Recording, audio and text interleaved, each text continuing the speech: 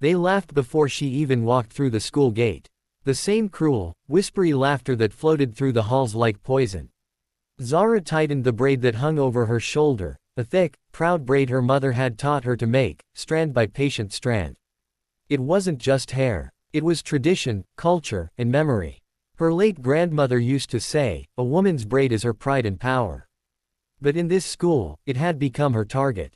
Every day, the same group of students, headed by Tanya, the queen bee of cruelty, made sure Zara knew she didn't belong. New to the school and coming from a more traditional background, Zara stood out. Her long, oil-slick braid, her modest clothes, her quiet dignity, it all made her a magnet for mockery. It started with snickers. Then came the horse tail comments. Someone once pulled her braid in class while the teacher's back was turned. Another time, they scribbled, "Village Girl," across her locker in red marker.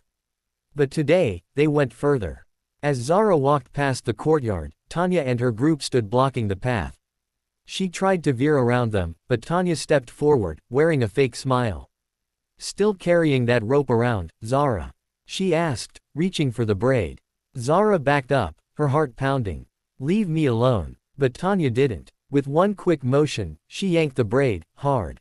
Zara stumbled, her scalp burning. Laughter erupted around them, loud, cruel, echoing. Something snapped inside her. Not the braid, her patience. She steadied herself, breathed in deeply, and looked Tanya dead in the eye. "You want to touch it again," she said, her voice calm, but firm. "Oh, what are you gonna do?" Tanya mocked. "Call your mommy." Zara dropped her backpack slowly, her fingers shaking not with fear, but with determination. Years of being quiet, years of swallowing pain. This moment had been building far longer than Tanya knew. Without a warning, Zara spun.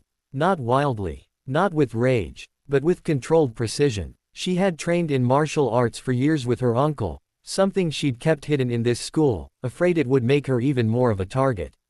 But not today. Tanya lunged again, thinking it was a game.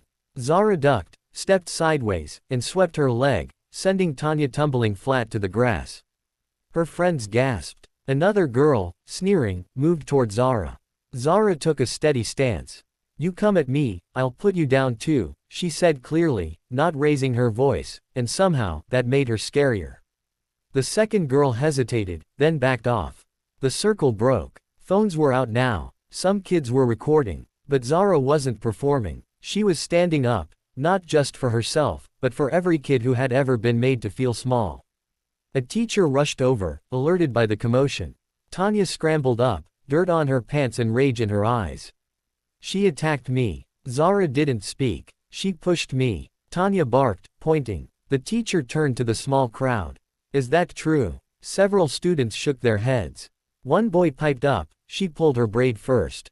Zara warned her. Tanya froze. For once, the teacher didn't side with the loudest voice. "Tanya, to the office. Now." Tanya stormed off, humiliated. Zara stood still for a moment, breathing deeply. A few kids came up to her, faces full of admiration. "That was amazing," one girl said. "You didn't even flinch. Where'd you learn that?" another boy asked. Zara smiled slightly. "My uncle. He told me I didn't need to raise my voice to be strong."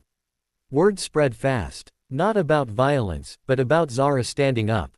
Something shifted. She wasn't invisible anymore. She wasn't a joke. She was the girl who stood her ground with strength and grace.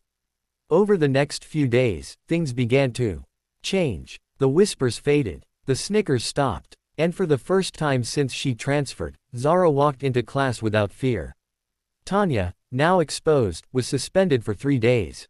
And though she returned with her usual swagger, she didn't dare go near Zara again. One afternoon, a younger girl, shy, wearing a traditional scarf, approached Zara near the lockers.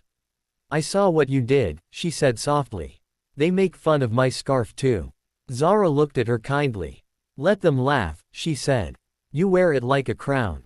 The girl smiled, a flicker of confidence lighting in her eyes. And that was the real victory. Not just dropping a bully to the ground, but lifting someone else up. Zara never sought revenge. She never glorified what happened. But from that day on, she walked taller. Her braid, thick, black, and proud, swung with every step like a banner of resistance. A symbol that strength doesn't need to shout.